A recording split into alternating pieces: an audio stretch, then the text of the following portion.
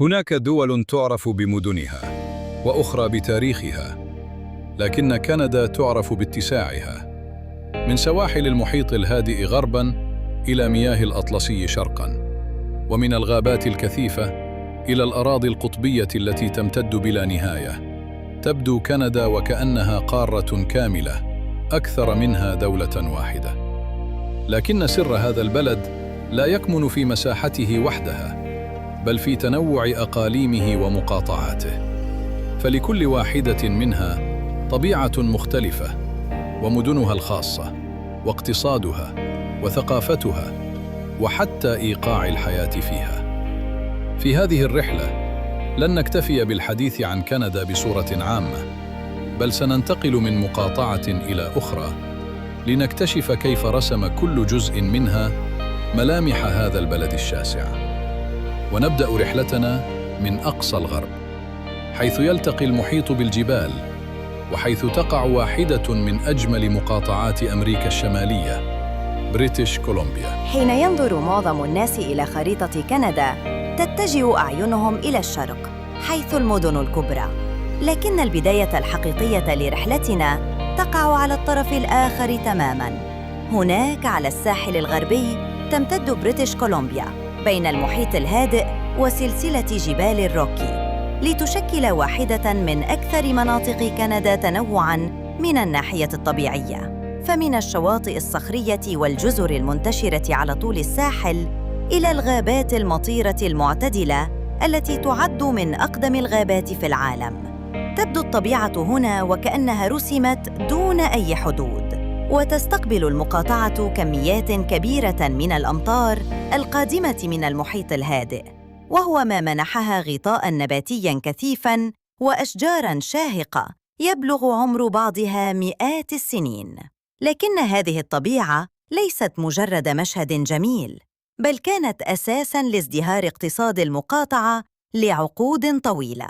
فالغابات الواسعة جعلت صناعة الأخشاب واحدة من أهم القطاعات الاقتصادية، بينما وفرت الجبال ثروات معدنية متنوعة. وأسهم الساحل الطويل في ازدهار صيد الأسماك والتجارة البحرية. وتعد مدينة فانكوفر أكبر مدن المقاطعة، وأحد أهم الموانئ على ساحل المحيط الهادئ، حيث تربط كندا بأسواق آسيا، مما جعلها مركزاً للتجارة والاستثمار والهجرة. ورغم أنها مدينة حديثة تعج بناطحات السحاب، فإن الطبيعة لا تغادرها أبداً. فخلال دقائق معدودة يمكن الانتقال من قلب المدينة إلى الغابات أو الشواطئ أو قمم الجبال.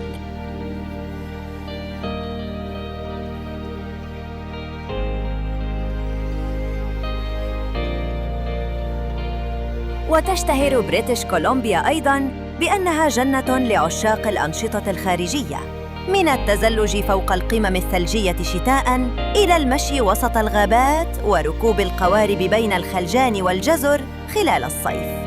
كما تعيش في هذه المقاطعة أنواع عديدة من الحيوانات البرية، مثل الدببة السوداء والدببة الرمادية والنسر الأصلع والحيتان التي يمكن مشاهدتها قبالة السواحل في مواسم معينة.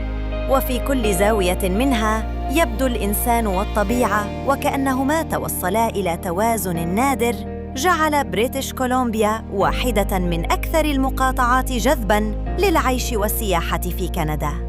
لكن بينما تعتمد هذه المقاطعة على البحر والغابات والتجارة، فإن المحطة التالية من رحلتنا تكشف وجهاً مختلفاً تماماً لكندا، وجهاً صنعته الطاقة والجبال والسهول الواسعة. إنها ألبرتا. بينما تنتهي الغابات المطيرة في الغرب، يبدأ مشهد جديد تماماً. تختفي السواحل تدريجياً لترتفع أمامنا جدران شاهقة من الصخور والثلوج، معلنة دخولنا إلى ألبرتا، المقاطعة التي تجمع بين أعظم المناظر الطبيعية وأقوى محركات الاقتصاد الكندي. تقع ألبرتا في غرب كندا، وتحدها بريتش كولومبيا من الغرب وساسكاتشوان من الشرق، بينما تمتد شمالاً نحو الغابات الشمالية الشاسعة. وقد منحها هذا الموقع تنوعاً نادراً، ففي الغرب تقف جبال الروكي الكندية شامخة، بينما تنبسط في الشرق سهول لا يكاد البصر يدرك نهايتها. وتعد جبال الروكي القلب النابض لجمال ألبرتا، قمم مكسوة بالثلوج معظم أيام العام، وبحيرات فيروزية تشتهر بنقاء مياهها، وأنهار جليدية نحتت هذه التضاريس على مدى آلاف السنين. إنها واحدة من أكثر المناطق الطبيعية تصويراً في العالم، حتى إن كثيراً من الزوار يعتبرونها أجمل ما يمكن أن تقدمه كندا. لكن ألبرتا ليست مجرد طبيعة خلابة، فأسفل هذه الأرض تختبئ واحدة من أكبر الثروات الطبيعية في أمريكا الشمالية، إذ تمتلك المقاطعة احتياطيات هائلة من النفط والغاز، وأصبحت لعقود طويلة القلب النابض لصناعة الطاقة الكندية، حيث تنتشر الحقول والمنشآت التي تمد الأسواق المحلية والعالمية بالطاقة. وفي الوقت نفسه تمتد السهول الخصبة لتدعم قطاعاً زراعياً مزدهراً. مزارع القمح والشعير والكانولا ترسم لوحات ذهبية خلال الصيف، بينما تنتشر مزارع الأبقار التي جعلت ألبرتا من أشهر مناطق إنتاج اللحوم في البلاد.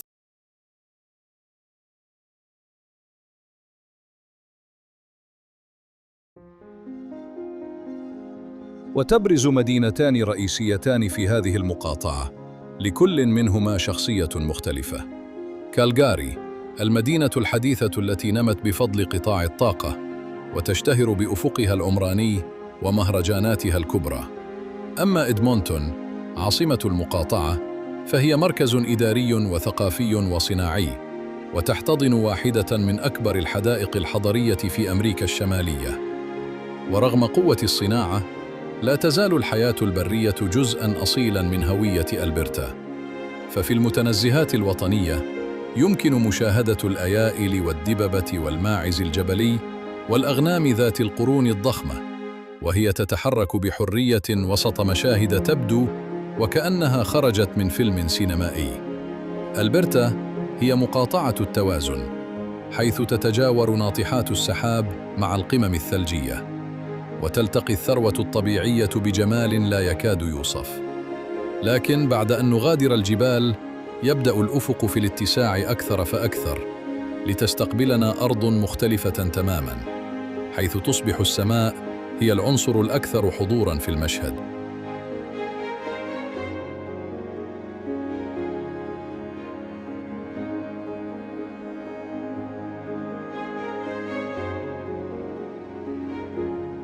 مع استمرار الرحلة شرقاً، تبدأ المياه في الظهور من جديد، أنهار تتعرج بين الغابات، وبحيرات تمتد إلى ما وراء الأفق، لتعلن وصولنا إلى مانيتوبا، المقاطعة التي ترتبط هويتها بالماء كما ترتبط ألبرتا بالجبال وساسكاتشوان بالسهول. تقع مانيتوبا في قلب كندا، وتشكل حلقة وصل بين المقاطعات الغربية والشرقية، ويمنحها موقعها تنوعاً طبيعياً كبيراً، فمن الأراضي الزراعية في الجنوب إلى الغابات الشمالية والتندرا في أقصى الشمال. تتغير المناظر باستمرار مع كل مئات الكيلومترات، وتشتهر مانيتوبا باحتضانها أكثر من 100,000 بحيرة، إضافة إلى شبكة واسعة من الأنهار التي لعبت دوراً مهماً في تشكيل طبيعة المقاطعة وتوفير مصادر المياه والطاقة. وفي شمالها يلتقي اليابس بسواحل خليج هادسون، حيث تتحول البيئة إلى عالم قطبي بامتياز.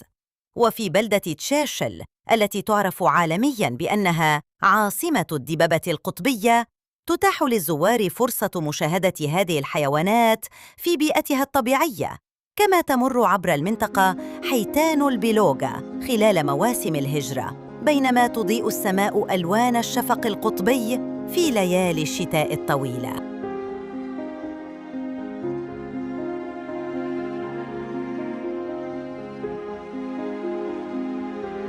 أما في الجنوب، فتنتشر الأراضي الزراعية الخصبة التي تنتج الحبوب والبذور الزيتية إلى جانب تربية الماشية، لتكون الزراعة ركيزة مهمة من ركائز اقتصاد المقاطعة.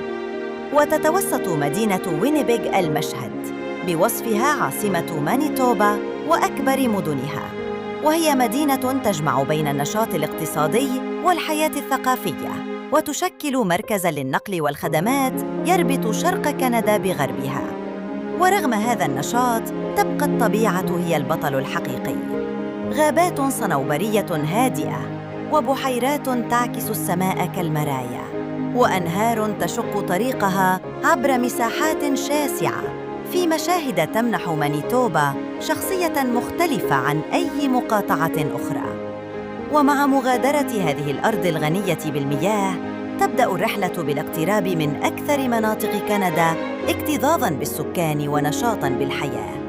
هناك حيث تلتقي المدن الكبرى بالبحيرات العظمى، سنصل في الفصل القادم إلى أونتاريو، المقاطعة التي تمثل القلب الاقتصادي والسكاني لكندا. بعد عبور السهول والبحيرات، تصل الرحلة إلى المقاطعة التي يعيش فيها أكبر عدد من الكنديين، والتي تشكل القلب الاقتصادي والسياسي للبلاد.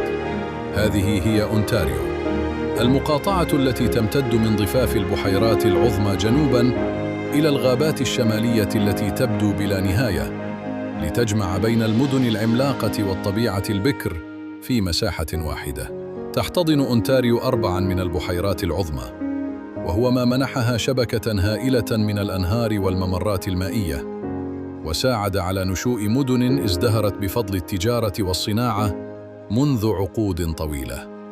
وتقع هنا تورونتو، أكبر مدن كندا، مدينة لا تتوقف عن الحركة، ترتفع فيها ناطحات السحاب بجوار الواجهة البحرية، وتمتزج فيها ثقافات من مختلف أنحاء العالم، حتى أصبحت واحدة من أكثر مدن العالم تنوعاً. وبالقرب منها تقف شلالات نياجرا، حيث تهبط ملايين الأمتار المكعبة من المياه كل دقيقة، في مشهد يجعلها واحدة من أشهر المعالم الطبيعية في العالم، ووجهة يقصدها ملايين الزوار سنوياً. لكن أونتاريو ليست مدينة واحدة، ولا حتى مجموعة من المدن، فكلما اتجهنا شمالاً تتغير الصورة تماماً. تختفي الأبراج الزجاجية لتحل محلها غابات كثيفة، وآلاف البحيرات، ومناجم غنية بالنيكل والذهب والمعادن الأخرى التي جعلت التعدين أحد أهم أعمدة اقتصاد المقاطعة. كما تضم أونتاريو العاصمة الكندية أوتاوا، حيث تتجمع المؤسسات الحكومية والمتاحف الوطنية والمباني التاريخية التي تعكس هوية البلاد الحديثة. ويعتمد اقتصاد المقاطعة على مزيج متنوع من الصناعة والتكنولوجيا والخدمات المالية والتعليم، إلى جانب الزراعة في المناطق الجنوبية الخصبة. وفي الوقت نفسه ما تزال الحياة البرية تجد لها مكاناً وسط هذه المساحات الواسعة، حيث تنتشر الأيائل والدببة السوداء والنسور فوق الغابات الشمالية.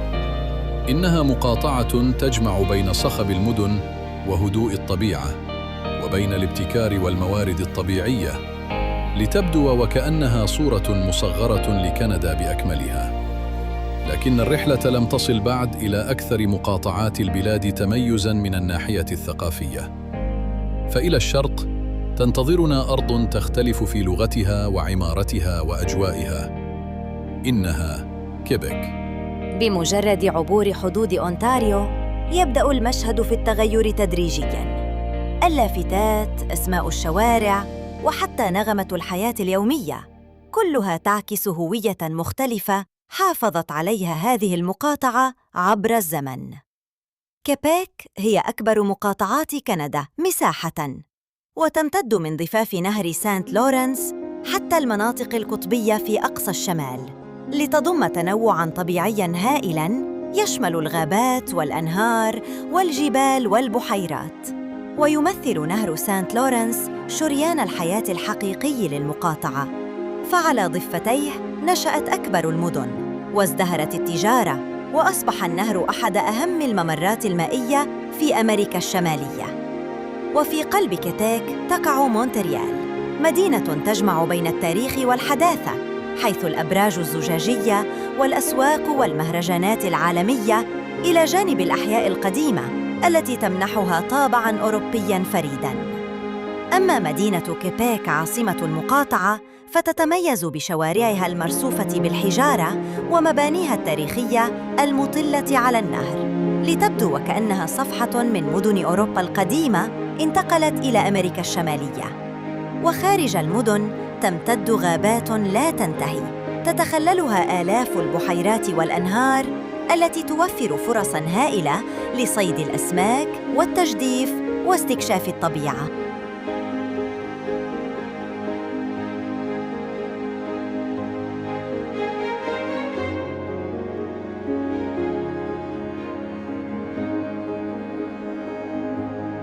ويعتمد اقتصاد كيبيك على الصناعات المتقدمة والطاقة الكهرومائية التي تنتجها أنهارها الضخمة، إضافة إلى الطيران والتقنيات الحديثة والغابات والسياحة. وفي فصل الخريف تتحول غابات القيقب إلى لوحة من الأحمر والبرتقالي والذهبي، في واحد من أجمل المشاهد الطبيعية التي تشتهر بها كندا. كيبيك ليست مجرد مقاطعة مختلفة، بل عالم قائم بذاته يجمع بين الطبيعة والثقافة واللغة في تجربة يصعب العثور على مثيل لها. لكن مع مواصلة الرحلة نحو الشرق يصبح الساحل أكثر حضوراً، ويبدأ المحيط الأطلسي في رسم ملامح المشهد القادم. في أقصى شرق كندا وبين الغابات الكثيفة وسواحل الأطلسي تقع نيو برونزويك، إحدى المقاطعات التي تتميز بهدوئها وطبيعتها الساحلية الساحرة. ورغم أنها أصغر مساحة من كثير من المقاطعات الغربية، فإن تنوعها الطبيعي يمنحها شخصية فريدة. فأنهارها الطويلة تشق الغابات في طريقها نحو البحر، بينما تمتد السواحل الصخرية والرملية على مئات الكيلومترات. ويعد خليج فنادي من أبرز معالم المقاطعة، إذ يشهد مداً وجزراً من بين الأعلي في العالم، حيث يتغير مستوى المياه بشكل مذهل، فيتحول المشهد خلال ساعات من قاع صخري واسع إلى خليج تغمره المياه، ثم يعود من جديد. وتنتشر في أنحاء نيو برونزويك غابات واسعة تدعم صناعة الأخشاب والورق، بينما يشكل صيد الأسماك والمأكولات البحرية جزءاً مهماً من اقتصادها، إلى جانب الزراعة والسياحة.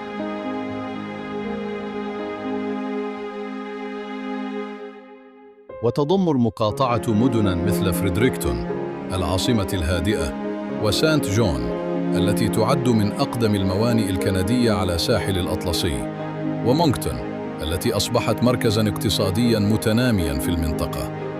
وفي الغابات والأنهار والسواحل تعيش أنواع متعددة من الحياة البرية، بينما يمكن مشاهدة الحيتان قبالة بعض السواحل خلال مواسم الهجرة، في تجربة تجذب عشاق الطبيعة من مختلف أنحاء العالم. قد لا تكون نيو برونزويك الأكثر شهرة بين مقاطعات كندا، لكنها تقدم صورة مختلفة تماماً عن البلاد، صورة يغلب عليها الهدوء وإيقاع الحياة البطيء والارتباط العميق بالبحر والغابات. ومن هنا سنواصل رحلتنا على سواحل الأطلسي، حيث تنتظرنا مقاطعة أخرى صنعت هويتها من البحر، نوفا سكوشا، التي سنكتشفها في الفصل القادم. مع استمرار الرحلة على الساحل الشرقي يصبح المحيط الأطلسي الرفيق الدائم للطريق. الخلجان العميقة والمنحدرات الصخرية والمرافئ الطبيعية ترسم ملامح نوفا سكوشا، المقاطعة التي تكاد تحيط بها المياه من كل جانب.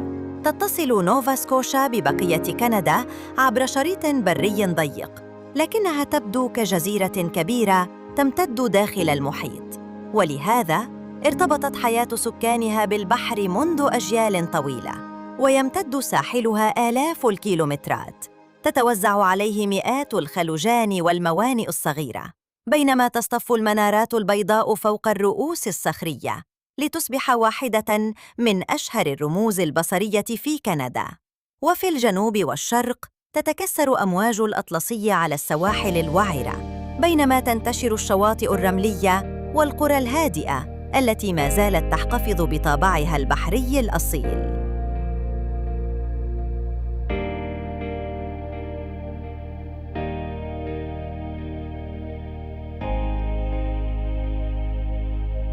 وتعد هاليفاكس أكبر مدن المقاطعة وميناء طبيعياً من أعمق الموانئ في العالم، وقد أصبحت مركزاً مهماً للتجارة والجامعات والأبحاث البحرية، إلى جانب كونها واحدة من أكثر المدن الكندية ارتباطاً بالمحيط.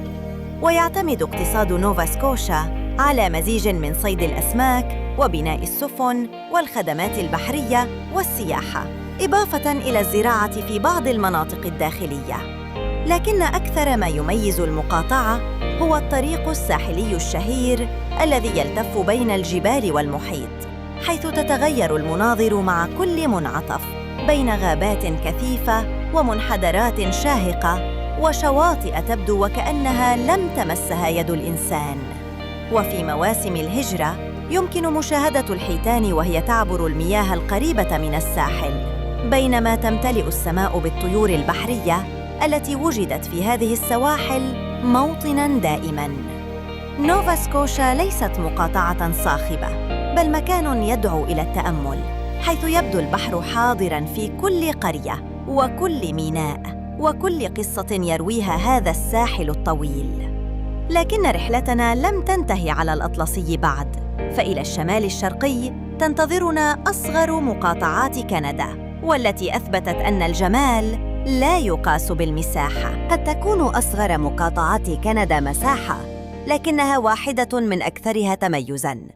تقع جزيرة الأمير إدوارد في قلب خليج سانت لورنس، وتحيط بها المياه من جميع الجهات، لتبدو كواحة خضراء تطفو فوق سطح البحر. ومنذ اللحظة الأولى يلفت الانتباه لون التربة الأحمر الذي يميز الجزيرة، ويتباين بصورة مذهلة مع المروج الخضراء والمياه الزرقاء والسماء الصافية، ليخلق واحداً من أجمل المشاهد الطبيعية في شرق كندا. وتنتشر المزارع في معظم أنحاء الجزيرة، حيث تزرع البطاطس والحبوب، بينما ترعى الماشية وسط الحقول المفتوحة، لتشكل الزراعة أحد أهم أعمدة اقتصادها. كما يعتمد السكان على صيد الأسماك والمأكولات البحرية، خاصة جراد البحر والمحار، اللذين تشتهر بهما الجزيرة داخل كندا وخارجها.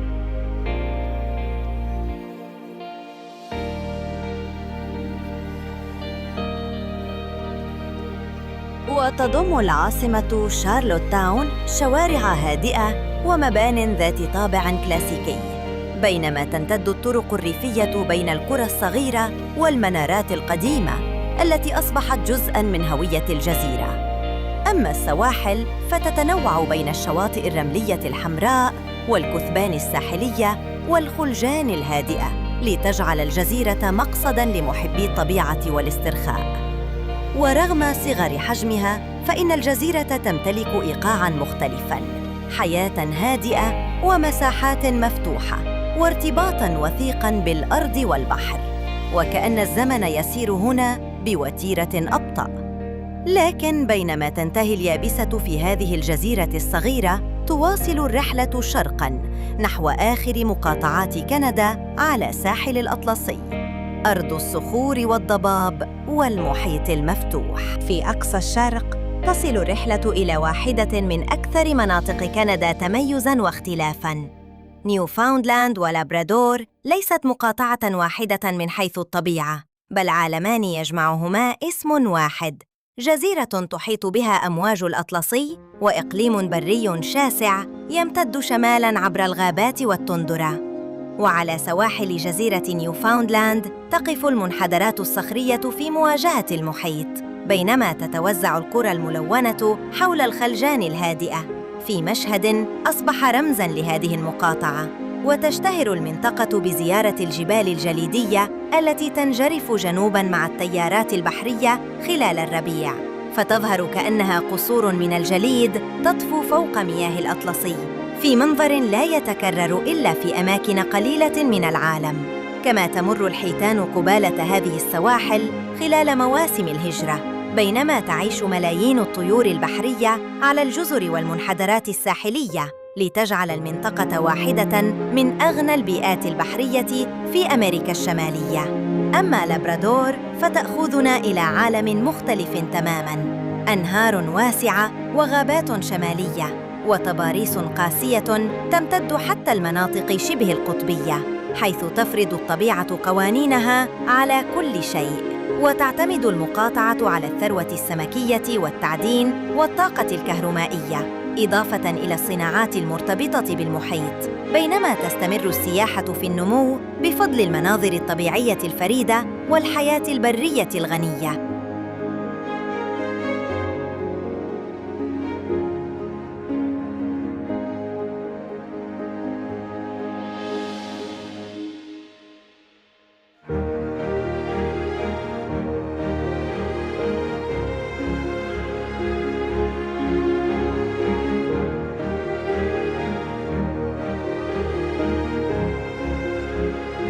وفي مدينة سان جونز عاصمة المقاطعة، ترتفع البيوت الخشبية الملونة فوق التلال المطلة على البحر، بينما يدخل الضباب أحياناً إلى الميناء بهدوء ليمنح المدينة مشهداً سينمائياً لا ينسى.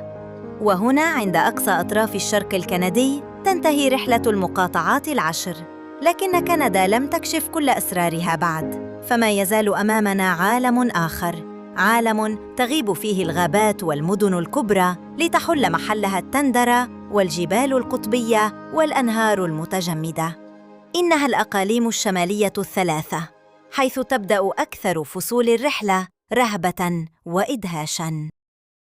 بعد أن أكملنا رحلتنا عبر المقاطعات الكندية من المحيط الهادئ إلى الأطلسي، يحين الوقت للتوجه شمالاً إلى أرض تبدو وكأنها تنتمي إلى عالم آخر. هناك عند أقصى شمال غرب كندا يمتد إقليم يوكون، حيث تقل المدن وتزداد الجبال، وحيث تبدو الطبيعة أكثر اتساعاً وهيبة مع كل كيلومتر.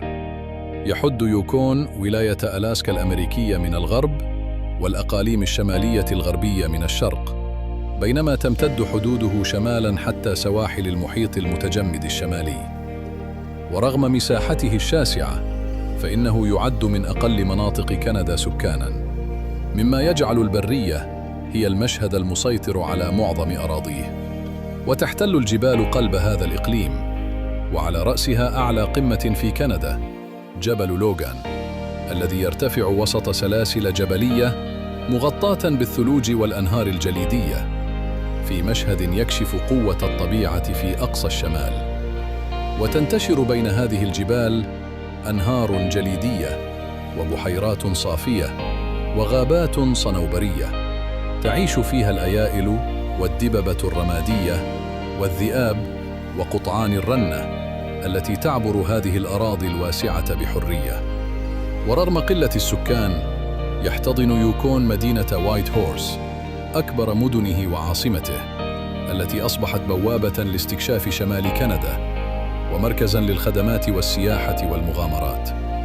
واليوم يعتمد اقتصاد الإقليم على التعدين والسياحة إلى جانب الخدمات، بينما تجذب حدائقه الوطنية ومتنزهاته الطبيعية آلاف الزوار الباحثين عن الجبال والأنهار الجليدية والحياة البرية.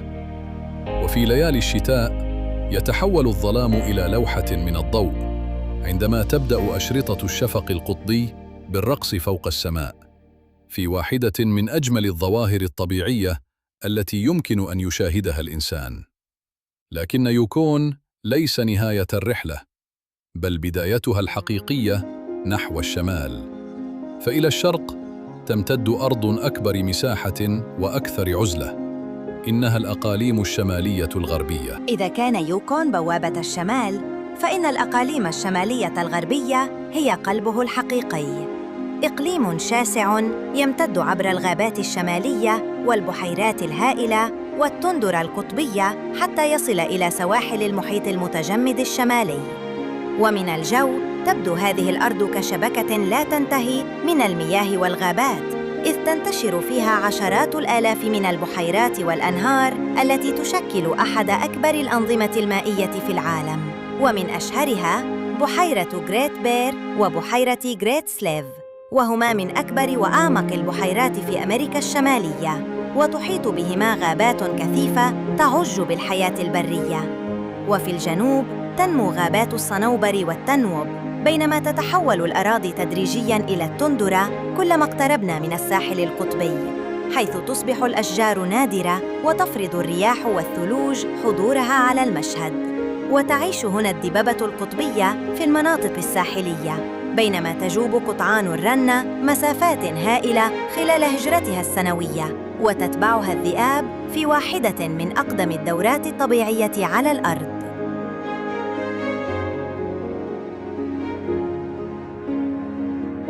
أما مدينة يلونايف عاصمة الإقليم فتقع على ضفاف بحيرة غريت سليف، واشتهرت عالمياً بأنها واحدة من أفضل الأماكن لمشاهدة الشفق القطبي بفضل صفاء السماء وبعدها عن التلوث الضوئي.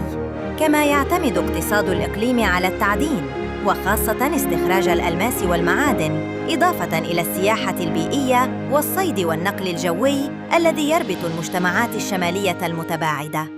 وهنا يصبح الشعور بالمسافات مختلفاً، فالطريق قد يمتد مئات الكيلومترات دون أن تمر بمدينة واحدة، وكأن الطبيعة استعادت سيطرتها الكاملة على المكان. لكن حتى هي البرية الهائلة ليست نهاية الرحلة، فإلى الشرق خلف الجزر القطبية والخلجان المتجمدة ينتظرنا أكبر أقاليم كندا وأكثرها رهبة. وأخيراً نصل إلى أقصى شمال كندا، إلى أرض لا تشبه أي مكان آخر في البلاد. نونافوت هو أكبر أقاليم كندا مساحة، لكنه أيضاً من أقلها سكاناً، حيث تنتشر البلدات الصغيرة على مسافات شاسعة يفصل بينها الجليد والبحر، حتى تبدو كل مستوطنة وكأنها جزيرة وسط عالم من الصمت. ويمتد الإقليم عبر آلاف الجزر في الأرخبيل القطبي الكندي، حيث تتشكل المناظر من الجبال الجليدية والخلجان المتجمدة والمضايق البحرية التي نحتها الجليد عبر آلاف السنين. وفي عاصمة الإقليم إيكالويت تبدو الحياة مختلفة تماماً، فهنا يتكيف الإنسان مع بيئة قاسية، بينما تظل الطبيعة هي القوة الأكبر التي تحدد إيقاع الحياة.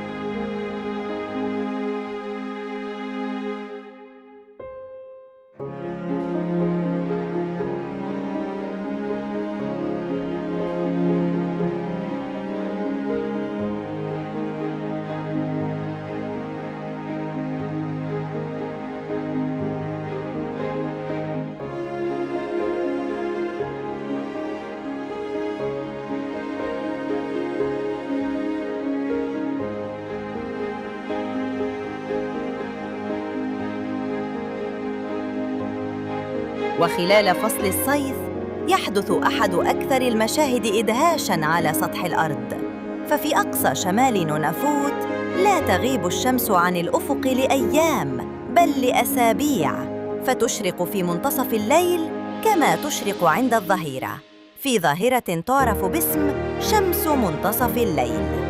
ثم يأتي الشتاء ليقلب المشهد بالكامل، تطول ساعات الظلام وتتحول السماء إلى مسرح للشفق القطبي الذي ينساب بألوانه الخضراء والبنفسجية فوق الجليد في عرض طبيعي يخطف الأنفاس. وتعيش في هذه البيئة الدببة القطبية وثيران المسك والرنة والثعالب القطبية، بينما تسبح في المياه الباردة حيتان النروال والبيضاء، في نظام بيئي لا يزال من أكثر النظم الطبيعية نقاءً على كوكب الأرض. ورغم قسوة المناخ، فإن سكان نونافوت حافظوا على علاقة عميقة مع هذه الأرض، مستفيدين من البحر والجليد والحياة البرية، ومتأقلمين مع الظروف التي قد تبدو مستحيلة للزائر. وهنا عند أقصى أطراف القارة تنتهي اليابسة ويبدأ المحيط المتجمد الشمالي، وينتهي معه أيضاً طريقنا عبر كندا. من غابات بريتش كولومبيا المطلة على المحيط الهادئ إلى جبال ألبرتا وسهول ساسكاتشوان وبحيرات مانيتوبا، ومن مدن أونتاريو الصاخبة إلى هوية كيبيك الفريدة وسواحل الأطلسي الهادئة في الشرق، ثم إلى الأقاليم الشمالية حيث تتلاشى الطرق وتصبح الطبيعة هي الحاكم الوحيد. اكتشفنا أن كندا ليست مجرد دولة واسعة المساحة، بل سلسلة من العوالم المختلفة يجمعها علم واحد، بينما يحتفظ كل إقليم وكل مقاطعة بشخصيتها الخاصة. في مكان ما تتساقط الأمطار فوق غابة مطيرة، وفي مكان آخر تلامس الشمس الأفق عند منتصف الليل، وبينهما آلاف الكيلومترات من الجبال والبحيرات والأنهار والسواحل والمدن والبراري. وربما يكون هذا هو السر الحقيقي لكندا، ليست دولة ترى في يوم ولا حتى في رحلة واحدة، بل عالم كامل. كلما ظننت أنك وصلت إلى نهايته، اكتشفت أن أمامك طريقاً جديداً ينتظر من يسلكه.